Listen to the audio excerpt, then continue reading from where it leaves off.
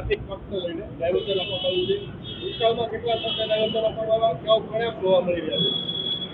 અમદાવાદના જે આ નાના ચિલોડા સર્કલ છે, અહીંયા ટ્રાફિક એટલે બહુ મોટો ચેલેન્જ હતો. અહીંયા સર્વે કરાવેલા તો 1,28,000 જેટલા વ્હીકલ્સ એક દિવસમાં પાસ થતા હતા. તો અહીંયા આપણે તમે જોઈ શકો ચેન્જીસ કર્યા છે. આ ડીસીપી ઈસ્ટ મિસ્ટર નરેશ કંજરિયાએ અહીંયા અમુક જગ્યાએ બંધ કરી અને આગળથી બસ 1-1.5 કિલોમીટરનો ડાયવર્ઝન આપ્યું છે. જે સર્વિસ રોડથી વ્હીકલ સીધા જતા હતા એને આપણે થોડું ડાયવર્ઝન આપ્યું છે અને અહીંયા ખૂબ જ સ્મૂથ થઈ ગયા છે.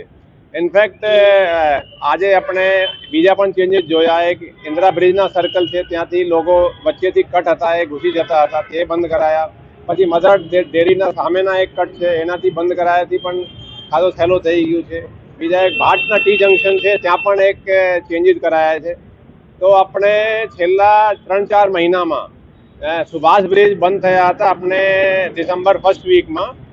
એ પછી આપણે એને વોર ફૂટિંગ પર લીધું છે અને ખાસા જગ્યાઓ ચેન્જીસ આપણે કરાવીને ટ્રાફિક બહુ સ્મૂથ થઈ ગયા છે. તો હું કહી શકું કે ટ્રાફિકના ડીસીપી અને આમાં એમની ટીમો બહુ સારી રીતે કામ કરી રહી છે.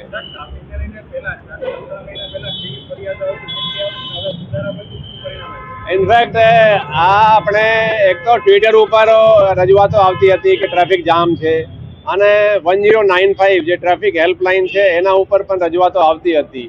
હવે ધીમે ધીમે રજૂઆતો ઓછી થઈ ગઈ છે. ઇનફેક્ટ ગઈકાલના કહીએ તો આ ઈસ્ટ એરિયામાં તો એક પણ ના ટ્વિટર પર કોઈ રજૂઆત હતી ના 1095 પર. આપણે મોનિટર કરી રહ્યા છીએ, ડે ટુ ડે મોનિટરિંગ છે અને ખાસા એએમસીથી પણ બહુ કોઓર્ડિનેશન બહુ સારો છે, સહયોગ મળી રહ્યા છે. ઓડાના આ એરિયા ઓડામાં આવે છે, ઓડાના પણ ખૂબ સારા સહયોગ મળી રહ્યા છે.